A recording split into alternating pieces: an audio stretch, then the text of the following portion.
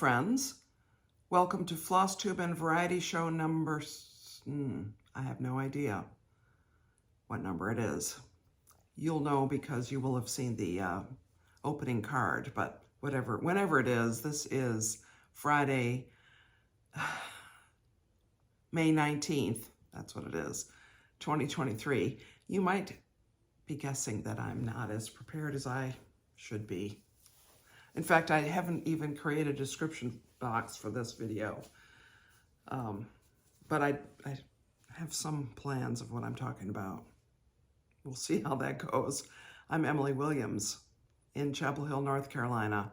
Thanks for joining me. Okay, Flosstube means cross stitch and variety show means something else. We will discover together what that turns out to be today. But let's talk about cross stitch first.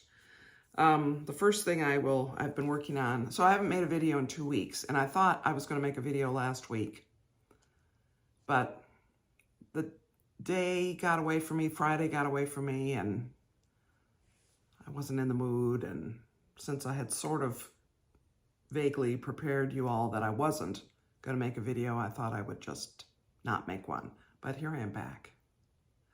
And I am in the mood today, even though I'm discombobulated. Mathilde, this is Hands Across the Sea, and it's from the Letters from Europe birthday box that Nicola Parkman created.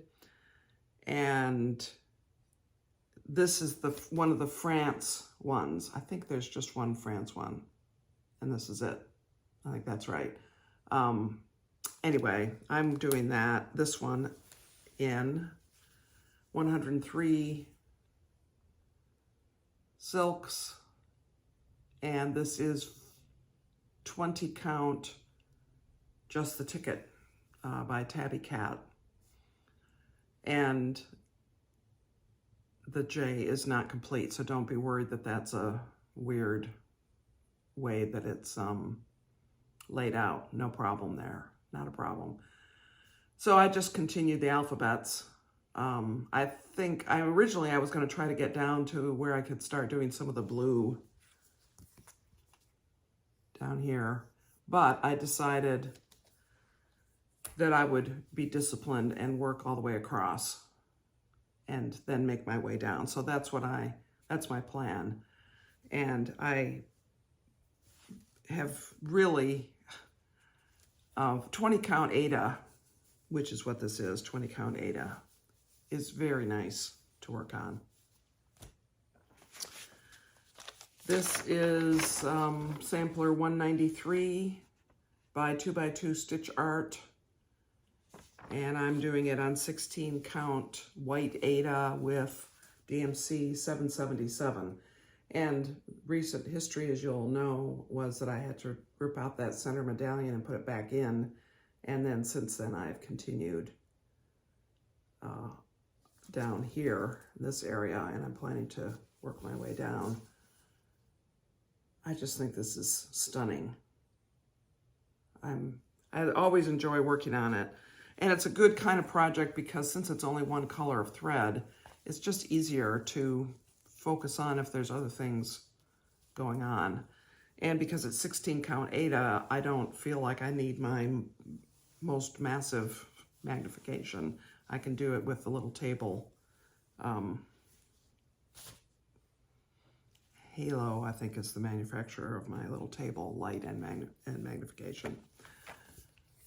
Winter Rose Manor. I feel like I've made a lot of progress on this, but then I look at the massiveness of the house and this whole flower arrangement and realize I haven't made that much progress, but here's where I am.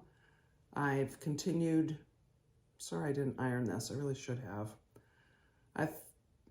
I finished the snow, so now the whole bottom border of the picture is done. The border isn't done, as you see, but the picture part is.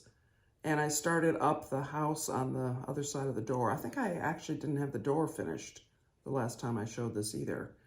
And you can see that beautiful little window, and all of the windows in the house look like that with curtains, and it's really, really pretty. And again, one of the reasons so there's so many reasons to make these videos. I, like to talk, so that's one reason. But one of the reasons is when I look at this in the camera, I can see things that I can't see when I'm working on it. And I can see the difference between the house and the snow. Whereas I can't really see it up close because those two colors are pretty similar. Yeah, and the light isn't very good today, so maybe bad light helps it. Another Hands Across the Sea, Emilie Kalwar, 1890. I am working this one on 18 count white clay, 18 count Aida white clay by Fox and Rabbit, which, again, I love this color. I might try to get some more. I think it's a color that's available. And I made my way down to begin to start the the border band motif there, which is the first use of a color that's not that darker teal color. So I'm right here. So again, I was trying, now this one I wasn't being disciplined and trying to work all the way across. I decided I just wanted to get down there. And so I'll finish the alphabet and I'll start on the borders sort of all at the same time. Now I have a goal of finishing this. I was about to say before my birthday, which is in a month. I don't know. I don't know if I can. But it's fun. That calligraphy style Old English-ish alphabet is very fun, believe it or not. Requires a lot of concentration though. I show you one of my 2 full coverage pieces every time I make a video. It used to be every other week because I made a video religiously every other week. It isn't working out that way, but this is the turn for Tiger Stare, Charting Creations. And last time I showed this, I mentioned that I was considering doing color completion for the black. And so I just decided I would give that a try. So that's what I've been working on. And you see I made it to the eye, the first eye. The other thing I realized is that this whole piece, so this piece of fabric is wider than the piece is going to be. I think that the piece finishes around here. So I'm not quite halfway. And if you look at the picture, I mean, the eyes of a tiger are pretty wide set. So I'm on this side. So I'm over on that area. So I'm about 1/3 of the way across in terms of where there is any stitching. And then this whole area here, this broad part of his nose, there's no black down there, which is, I'm using Anchor 453 might be the number. I'm using Anchor black. Otherwise, it's DMC numbers. But there is black up here, and so I can make my way across up at the top and then come down and finish. If I decide to keep doing this, I'll say, again, it was hard to stop doing this. I think that the monochromatic feature of it makes it fun, although there's a lot of counting. There's counting to get started in each area, and then once you're in the area, it's so irregular that you have to be able to give it some attention. But on this part, which is finished over here, the first couple of inches, you can see the way the colors blend, how amazing that is. So in April, I was gone the weekend that I would have worked on Nativity, and that's this one. Oh, I almost did something with my watch that would have made the camera stop, but I don't think it did it. So I'm doing Nativity Scene by Stitchy Princess, Etsy. And I'm working on this the 3rd weekend of every month. My friend Leslie is also working on the same piece. And when we finish this, we're going to move on to, well, at least I'm going to move on to another Christmas piece, which I have picked out. But this is how far I had gotten at the end of my March stitching. And I didn't work on it in April, but this is the weekend, so I will work on it this weekend. I really like this. I like how it's coming along. The next things I'm gonna work on probably are to finish up the guy who's only partially finished, this king, and to do the sheep and the camel and try to finish this lower section. I think that's what I'll do. And I will probably, I could possibly get that done this weekend. But what's here represents 3 weekends of work. So that would be finishing him and doing this whole section, which is sort of the equivalent of 2 people. Yeah, maybe I could. Depends. We do have a actually, I guarantee you I won't do that much. I just forgot. We have a very busy weekend, which I'll tell you about in a minute. Now, so that's a future plan in that it's this weekend. It's a whip that has a specific weekend that I work on it, the 3rd weekend of every month. And assuming I get a description box put together, you will see the hashtag that we are using, which is Nativity Sal. And I'm planning to use that hashtag throughout the year for Christmas themed stitching that I do. Now, here's the insanity part of my future plans. Hands Across the Sea again. Just recently released another sampler, which as soon as I saw it, I knew that it was unique and appealed to me enough that I would want to put in the significant amount of time and effort that it would take to stitch it, even though it's beyond my normal, anything I've done so far. And that is Hannah Campbell, 1838, Ballypalady, Ireland is where she puts her name and her location in the sampler, but I can't get over it. So the stitched area on 40 count, which is what I'm planning to do, is 13 by 16. So that's kind of big, and there's a lot of stitching in it. And there's a lot of over 1, a lot.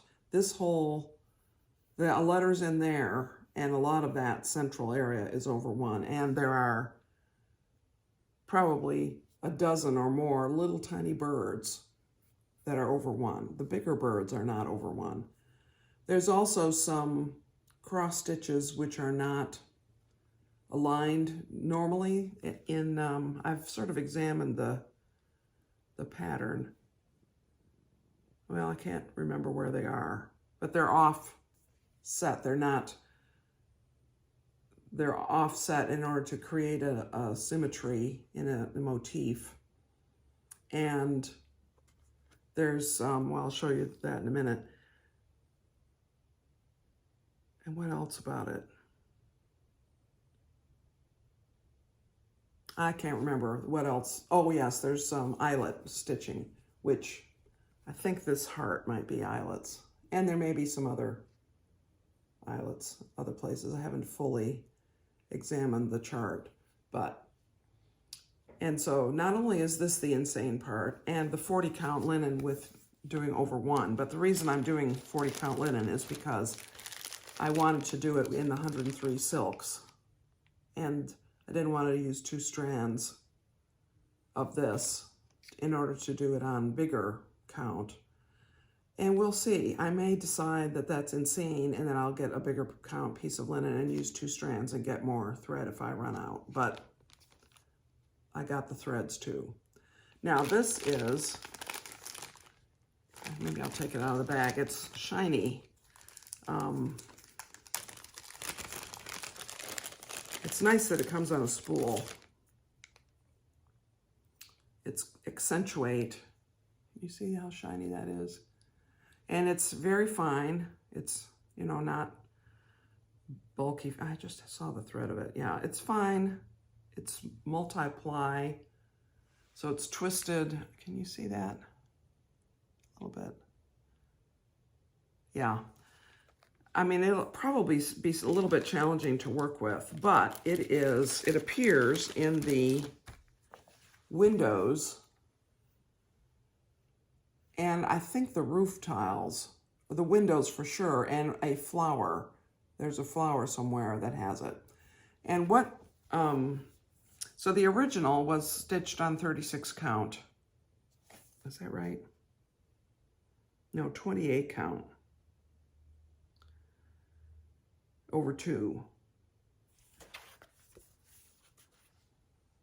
So much bigger than this. In fact, the size, if it were done on 28 count over 2, would be 23 by 27 roughly, so quite big. But the model, it was stitched on 46 count.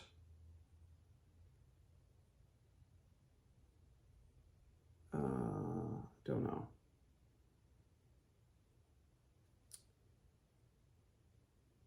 I'm not sure if it was 46 count or 40 count. Probably, oh, I think it was 46. And originally, Hannah used beads in the windows and in that flower, for sure. Whichever flower it is. I'm not able to put my finger on it right now. But to find beads that go on 46 count was not easy, or maybe possible. And so they charted it for using this shiny thread because it is the same effect as using the glass beads. And I know that Mill Hill makes beads of 2 sizes at least, and it's possible, but you would think that if Mill Hill made a bead that would fit, that Hands Across the Sea would mention it. So and I don't know much about Mill Hill beads. I have a few of them. I've never actually used them. I own the beads. I look at them. I say, oh, those are pretty little gold beads, and haven't put them on anything. I'm not really a beading kind of person, but if a chart called for it, I would at least consider it. So I don't know. I don't know what I'm going to do if I'm going to try to find beads. Not having a place where I can physically look at beads is a little discouraging from trying to change things up in any way. Now, I haven't decided which fabric I'm going to use. This model is stitched on Lakeside Linen's Vintage Sand Dune, which every now and then I hear about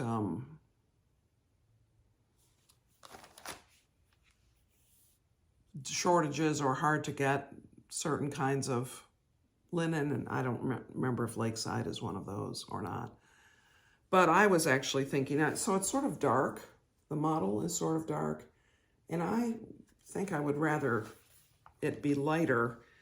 And I was thinking actually of considering doing it on, this is white clay.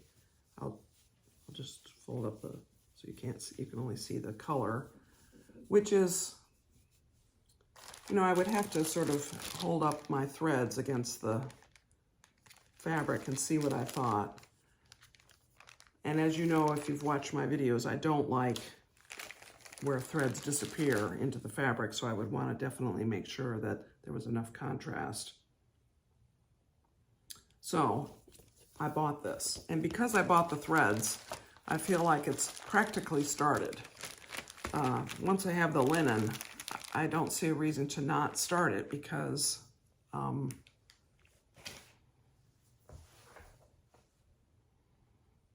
already invested quite a bit of money into having it, and I might as well do it, I think.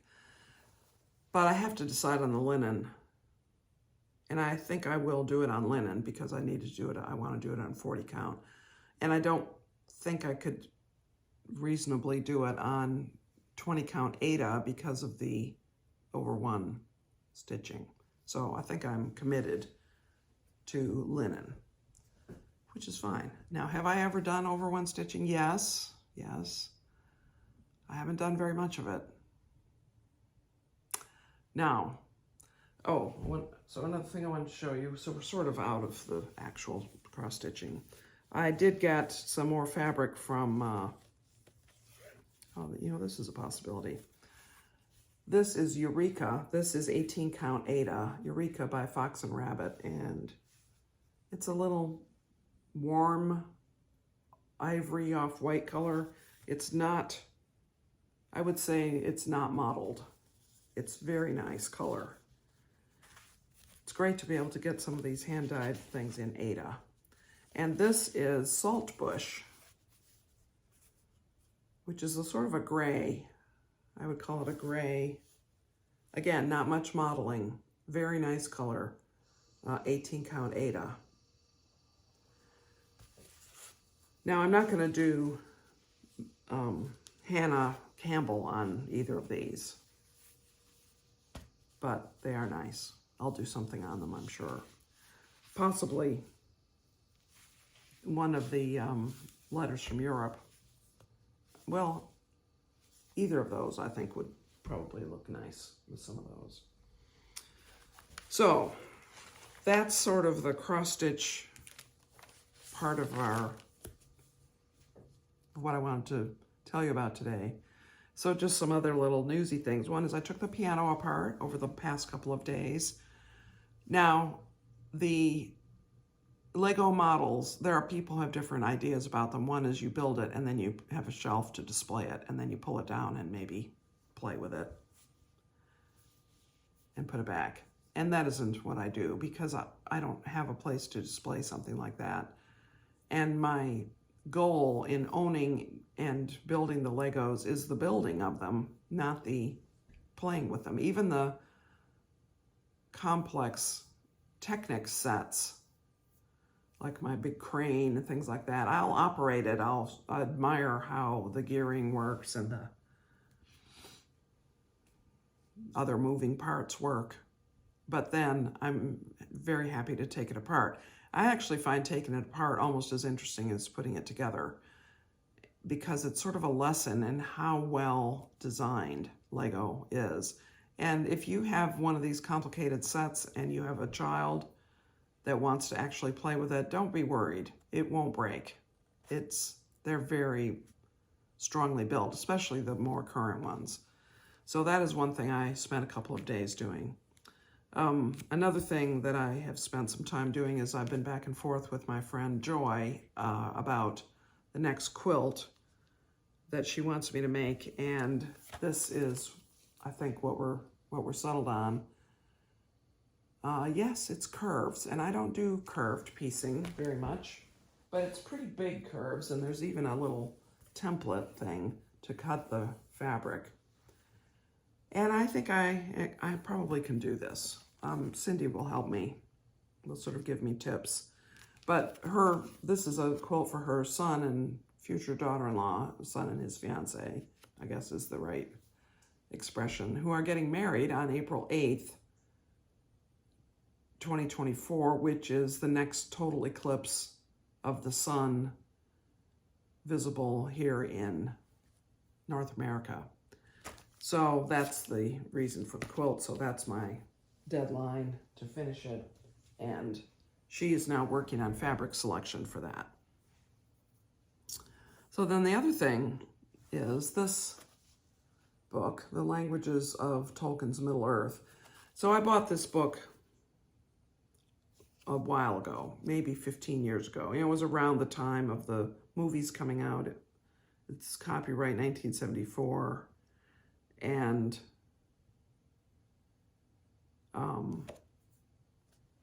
it's very, it has what the little symbols look like, the letters.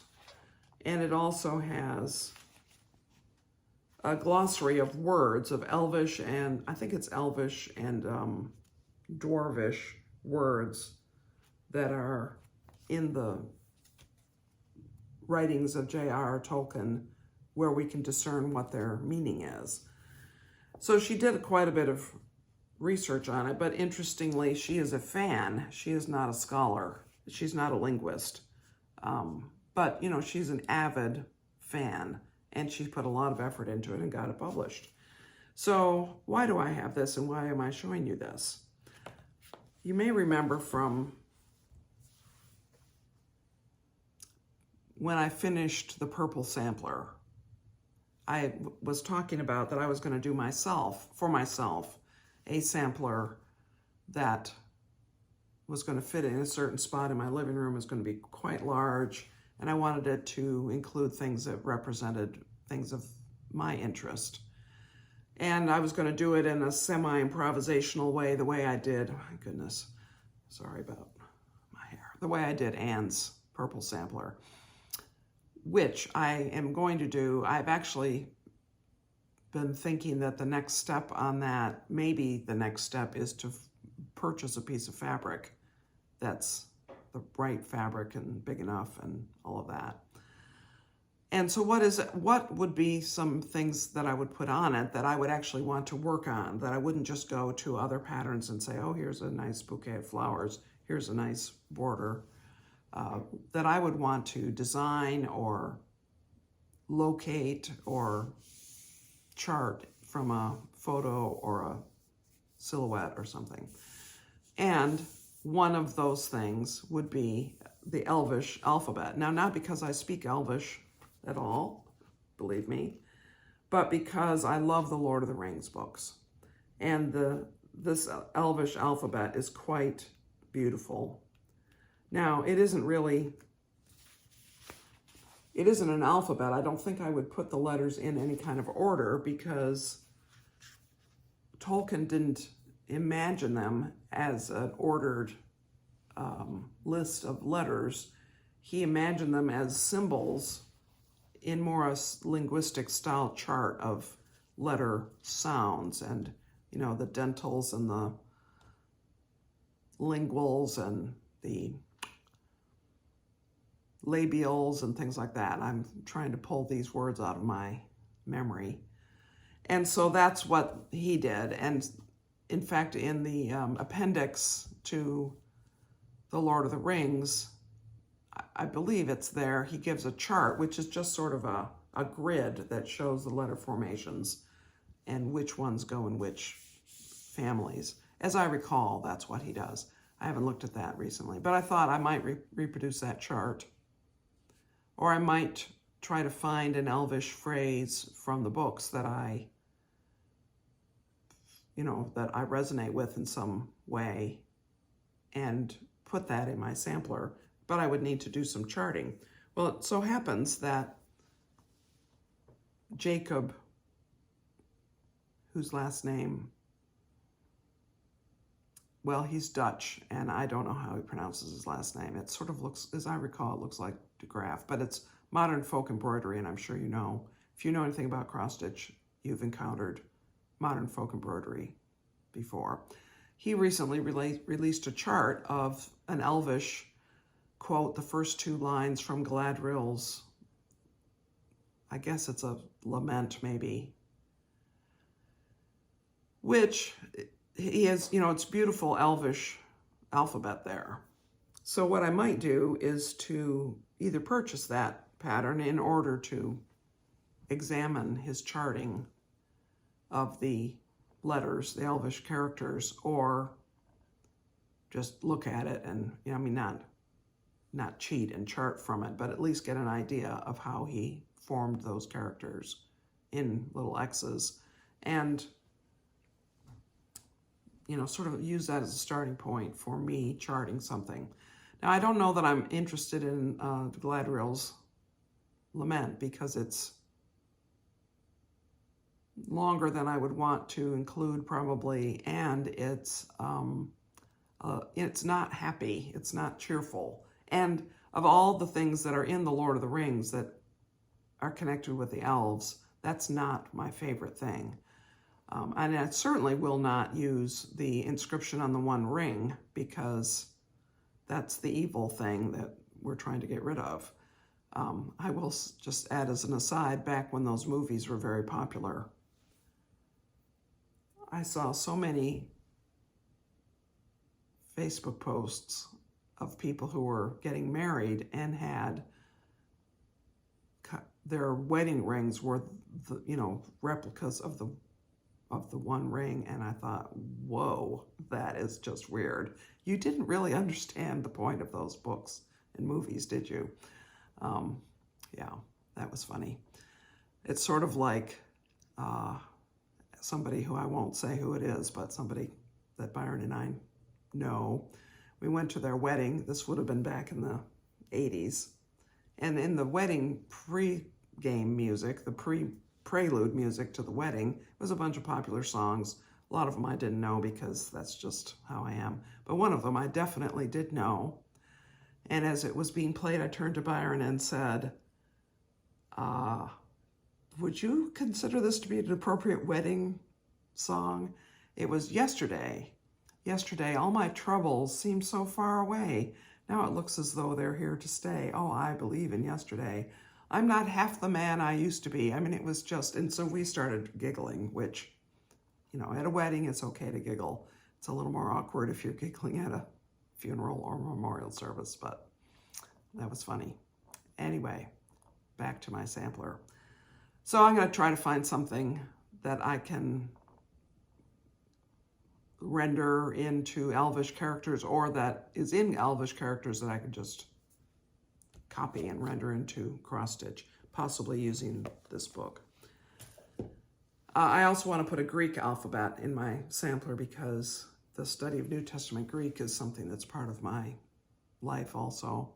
So I'll chart that myself because the ones I've seen are not what I would like. They're not what I would like them to look like. And I'll put a bunch of regular alphabets because it's a sampler. And that way it will be authentic. It'll look like a sampler, and I'll put initials of relatives and that kind of thing. But, so in other words, I am beginning to think about that a little more seriously.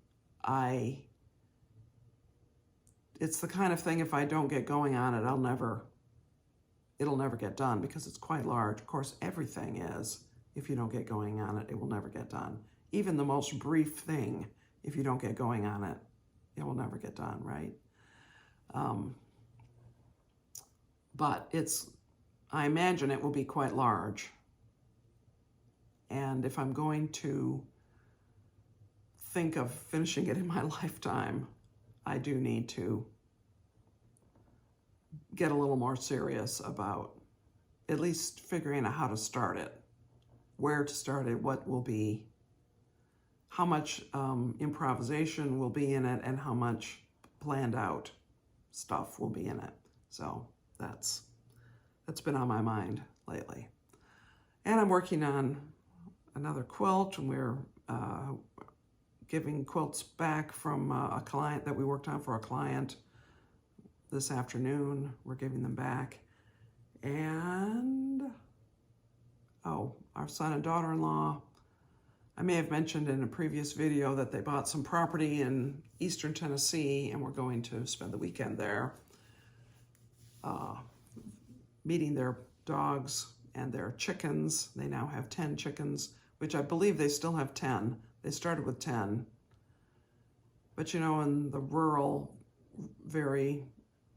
I mean, it's not wilderness at all where they are, but it's very sparsely populated. And I'm sure there's wildlife. There's woods, and there could be predators who would love to have a little chicken dinner. So I haven't heard whether all the chickens have survived I guess they've had them 2 weeks or 1 week. I don't know. But anyway, we're going to go and see them, and that will be fun to see them in their place. So that is it for now, for today. I think I'll be making a video next week, and I'll say that if you want to be sure, so it would be, of course you don't want to miss a single video that I make. And if you want to not miss it, the way that YouTube has set it up to not miss it is for you to subscribe and click the little notification bell symbol, and then you'll be notified when I do post a video. Or I think if I were to post a short, you would get notified that way also, though I'm not sure 100% about that. But anyway, that would be a way to do it. I think I'll be posting a video next week. What it will have in it, I don't know. With this weekend not going to be a major cross-stitching weekend, it's hard to predict. Anyway, that's all for now. Thanks for tuning in, and many blessings to you, friends.